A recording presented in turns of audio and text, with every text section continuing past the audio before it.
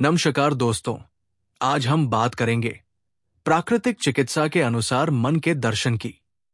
चलिए इसको समझते हैं। प्राकृतिक चिकित्सा में मन का दर्शन संतुलन, जागरूकता और प्राकृतिक उपचार पर आधारित है। नेचुरोपैथी के अनुसार मन शरीर या आत्मा से अलग नहीं है, ये समग्र स्वास्थ्य का अभिन्न हिस्सा है। जब मन शांत होता है तब शरीर भी खिलता है। प्राकृतिक चिकित्सा मानसिक स्वास्थ्य को प्रकृति, आत्मानुशासन और जीवन के सामंजस्य से पोषित करने पर जोर देती है। हम इसको पॉइंट्स में समझते हैं, जिसमें सबसे पहला पॉइंट है नेचुरोपैथी में मन की प्रकृति। चलिए इस पॉइंट को समझते हैं।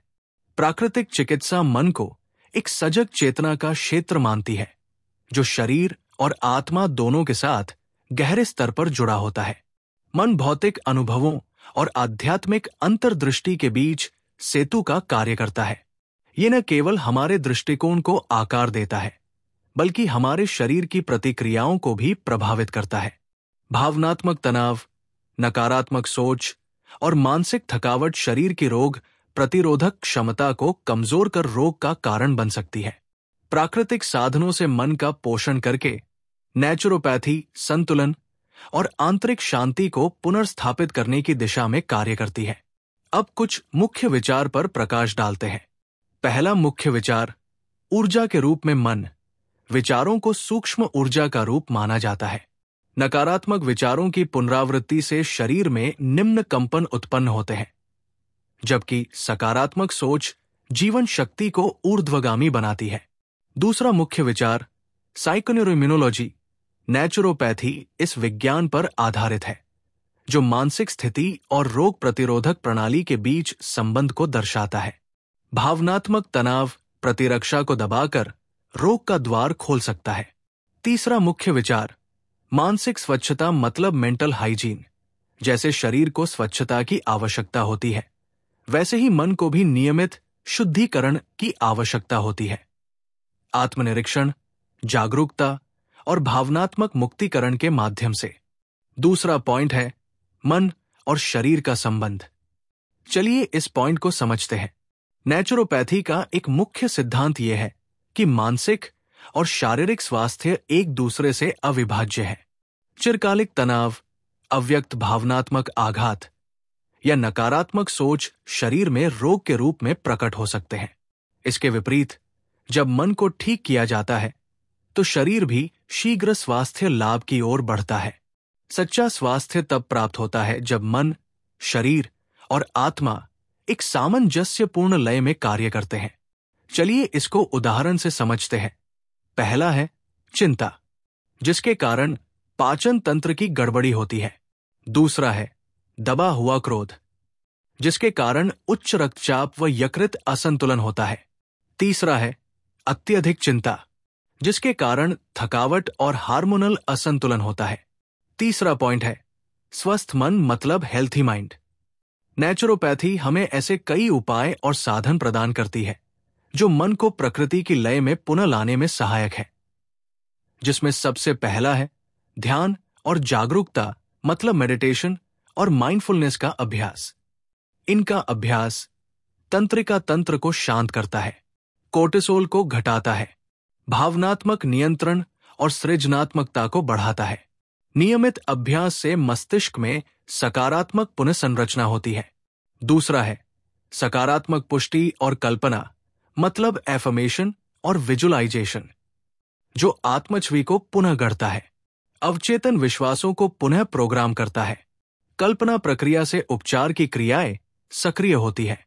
तीसरा है भावनात्मक विषहरण मतलब इमोशनल डिटॉक्स। इसमें दबे हुए भाव मन में ऊर्जा रुकावटें बनाते हैं। जर्नल लेखन, थेरेपी या रचनात्मक अभिव्यक्ति से भावनाएं बाहर निकलती हैं और मानसिक स्पष्टता आती है। चौथा है प्रकृति मन की औषधि मतलब nature medicine for the mind.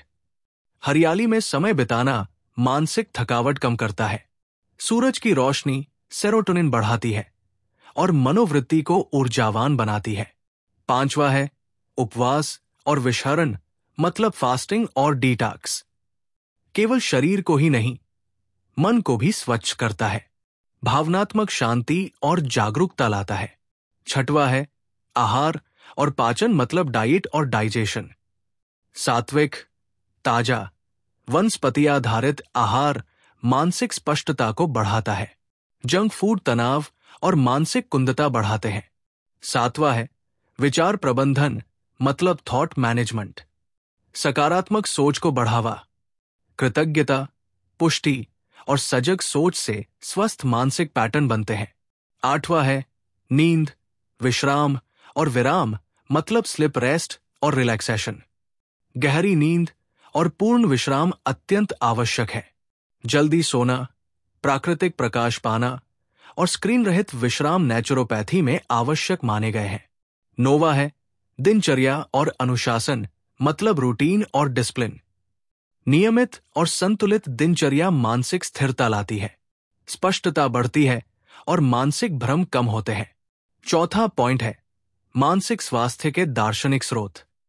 चलिए इस पॉइंट को समझते हैं। नेचुरोपैथी का मानसिक दृष्टिकोण प्राचीन परंपराओं और आधुनिक विज्ञान दोनों से प्रेरित है। आयुर्वेद में मन, जिसको मनस भी कहते हैं, उसको सात्विक विचारों और दिनचर्या से संतुलित करना आवश्यक माना गया है। चाइनीज मेडिसिन में मानसिक स्थिति और अंगों के स्वास्थ्य को जोड़कर देखते हैं, जैसे शोक मनाने से फेफड़ों को, क्रोध करने से यकृत को प्रभावित करती है। हिप्पोक्रेटस भी मानसिक और शारीरिक स्वास्थ्य की एकता को उपचार का मूल आधार मानते थे। पांचवा पॉइंट है जीवन की महान सिम्फनी में मानसिक सामंजस्य। चलिए इस पॉइंट को समझते हैं। जैसे एक ऑर्केस्ट्रा में सभी वाद्य यंत्रों को सुर में रहना होता है, वैसे ही मन को भी प्रकृति की लय और ब्रह्मांडीय नियमों के अनुरूप होना चाहिए। एक व्यथित या अस्त व्यस्त मन उसी तरह संगीत बिगाड़ता है, जैसे गलत सुर पूरे ऑर्केस्ट्रा को बिगाड़ देता है।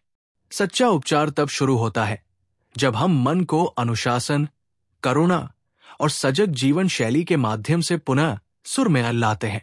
अंतिम पॉइंट है निष्कर्ष। चलिए इसे समझते हैं। मन हमारे स्वास्थ्य का बीज भी है और भूमि भी। जब हम इसे प्रेम पूर्वक, जागरूकता से सींचते हैं तो ये शांति, स्पष्टता और ऊर्जा का स्रोत बन जाता है। नेचुरोपैथी हमें सिखाती है कि रोग से लड़ना नहीं, बल्कि सामंजस्य बहाल करना है। और इस उपचार संगीत में सबसे महत्वपूर्ण वाद्य है मन। वीडियो को पूरा देखने के लिए धन्यवाद। और अगर आपको हमारी ये वीडियो पसंद आई हो तो अपने परिवार और दोस्तों के साथ जरूर शेयर करें।